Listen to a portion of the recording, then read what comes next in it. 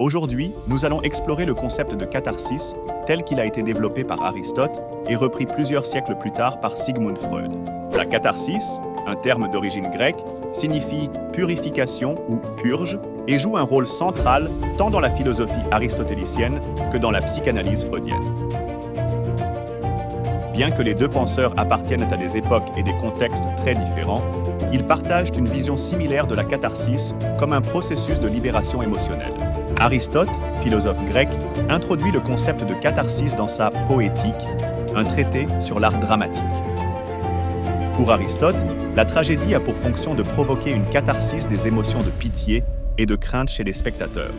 Par le biais de l'identification avec les personnages, la mimésis en grec, et de l'immersion dans l'intrigue, les spectateurs vivent des émotions intenses qui sont ensuite purgées, ce qui leur procure une forme de soulagement et de clarification émotionnelle. Aristote décrit la catharsis comme une purification émotionnelle qui survient lorsque les spectateurs éprouvent et libèrent des sentiments de pitié et de crainte. La tragédie, en représentant des événements douloureux ou terrifiants, permet aux spectateurs de se confronter indirectement, par le biais de la fiction, à leurs propres émotions perturbatrices, facilitant ainsi leur catharsis. Sigmund Freud, le père de la psychanalyse, reprend au début du XXe siècle le concept de catharsis et l'adapte à son propre cadre théorique.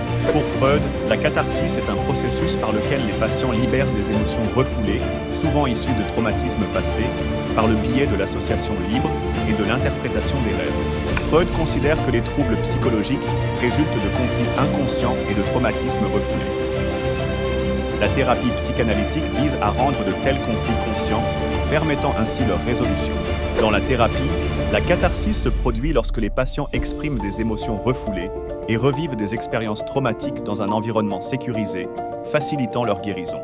Bien que la catharsis chez Aristote et Freud soit centrée sur la libération des émotions, il existe des différences notables dans leur approche et leur finalité. Chez Aristote, la catharsis se produit principalement à travers l'art et la représentation théâtrale, tandis que chez Freud, elle est réalisée à travers le processus thérapeutique. Aristote se concentre sur des émotions spécifiques, comme la pitié et la crainte, alors que Freud s'intéresse à une gamme plus large d'émotions, souvent liées à des expériences traumatiques profondes. La catharsis aristotélicienne vise un effet collectif et social en purifiant les émotions du public. La catharsis freudienne est individualisée, visant la guérison psychologique du patient. Le concept de catharsis, bien que profondément enraciné dans la philosophie antique d'Aristote, trouve une résonance moderne dans la psychanalyse freudienne. Les deux perspectives mettent en lumière l'importance de la libération émotionnelle pour le bien-être humain, qu'il s'agisse de spectateurs de tragédies grecques ou de patients en thérapie.